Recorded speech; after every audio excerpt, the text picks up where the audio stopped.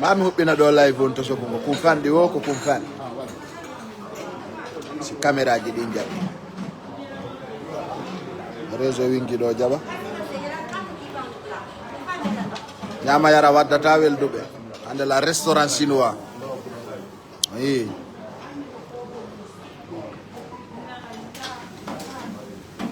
ko innete Sulpita mo inviti men ɗo yo men waɗɗo ñama yara fowto Mamadou Julde Ba leydi ndin welu yeyi tabu ngal no tournayi jama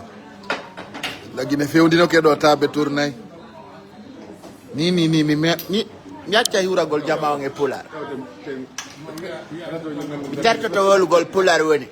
sa yimɓe ɓe noyna ɗo gesti communautaire mi tertoto wolugol pular joni ko français mi halkata petit en décidi ayɓe men ɓe monoto ko lutti ɗo ko innete Sulpita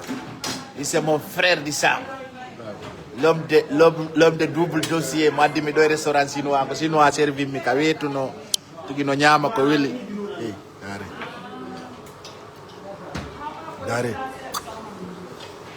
ena jara restaurant chinois on tigi woni ñamude saare ka satti ɗo min e président Doumbouya ɗo ko bonjour ala fenanali mo kala ko ka mum tigi no ñama ɗo e restaurant dari oɗo waɗino la photo de profil a waɗi photo de profil mo a ittata anna lanna mi invitata yimɓe min ay mi dari mi tawi jikkumol ngun ko bonki mi yata yadde min kala wonɗo mone président Mamadi Doumbouya mi invitatama amen mi yijjidira bandi on no moni indeɓe miɗon ƴetta bini oy boɗe oy gazelle grand sul ɗum ɗo noon ñamata ko few ono weli ha julde tournaniɓe tabangal ɓe anda aduna no lutti tourna o photographe ujo an ɗo kanko suɓi tewo fo waɗi ka plawu makko o yimo yimɓe ɓe ganditimo o komi jonnimo mbuuɗi kon so yeehi toon ko yo darnu suudu jonnimo mbuuɗi o représente magge Libéria si o yawi ke on ko yon piimo piggal musungal ko représente maggo on ton ko représente maggo on Libéria hinomo so yimo ton ko yon bu'immo ha so wiyali ko wi ɗon kon anno sordo anko représente laamu angon Libéria haray allahma salli ala seydina Mouhammad ara sallim on tigi no ñamude tewsi lagine no satti min a wonde général Mamadi Doumbouya mi anda tere ben kollum kon Sulpita ka jooma gikke grand jon wosi mayalo cikkore ay lan sinno avion wal cikkorta Dakar lagine ay min hari arkisi han o waywa kol minute boɗo mi allah e o politicien huɗa ɗum so dugginila so wolti indeya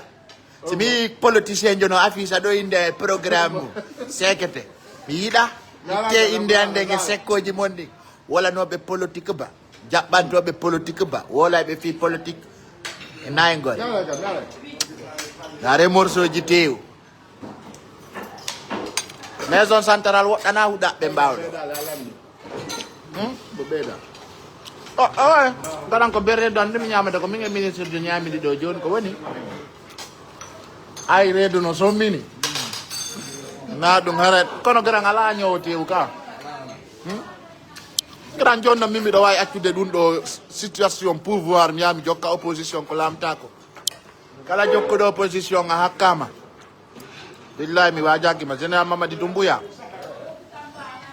woyo fo artu dari on tigi no ñama ɗo e tabarulo tonga ko a ñami o tew fo ka yimɓe am ɓen min jondimo coggu suudu inomo coggu suudu saabu ko wi kon tu ko on nan ɗon no wiya Paye Coussary le président de la république inomo dargagoy ko nana ayɗo maɓe jumbo koɓɓu ɗo koɓɓu oɗo ko malabiria nanta pular ayde business torki allah fattuke malla yo général Mamadi Doumbouya laamu men hana figi sintira waylu ɗo tewo ɗo waylata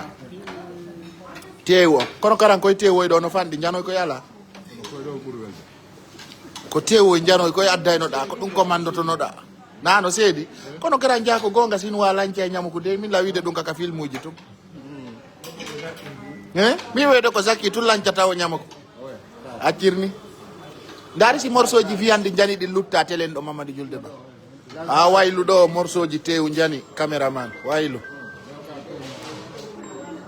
min ko ɗum julde no welammi kanko kala ka ñamete ɓannete o andita lan grand soul ande mi ñamta guerto min ñamtata guerto fala ka jikkirwo langol waɗa nebban grand soul ko atti kontaw meɗen weltani président de la république on général Mamadou Doumbouya asa yi pay ko sare e nde sare ko lanɗe leydi ndi woni ko yiɗi yarli wano adama si ɓurima ko ya teddinmo respectamo enen guine ɗo en daari en tawi général Mamadou Doumbouya ko lanɗo moƴƴo himo waɗande en laamu himo wadde ponji himo regroupe de jama on minen diaspora ko jaɓi kon min arti ka pays men ko atti kon taw ɓuttino e leydi ndi haray ɗen weltani jama on ka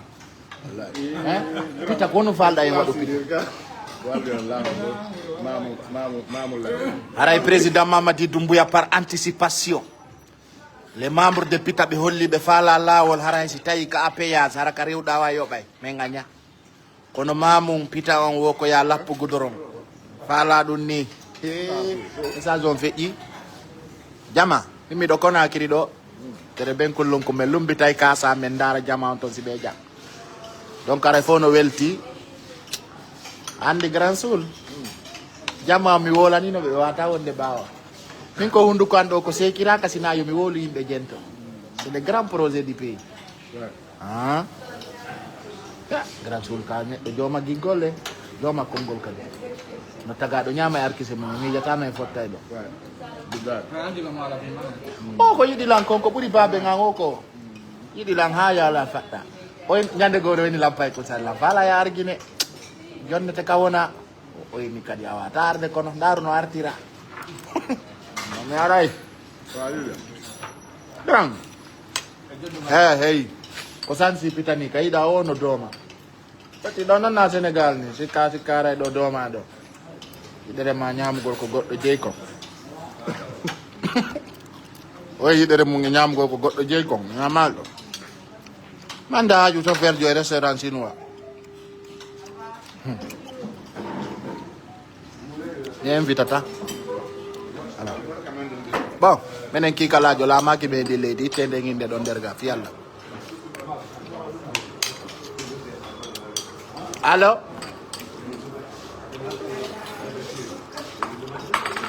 allo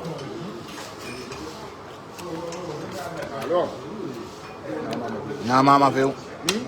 ñamama few on ɗum ma yaali kam ñamali allo allo probléme o mi anda ko paho watta téléphone jama ko hollugol on tout on est bien ko invité jama oɗon bangula tanamuna añere fe waligo Conakry muma fade vraiment on tino welti nan miɗo jannan ala problème le restaurant chinois en ville merci fono weltana goto ndaru mone moɗɗo ciao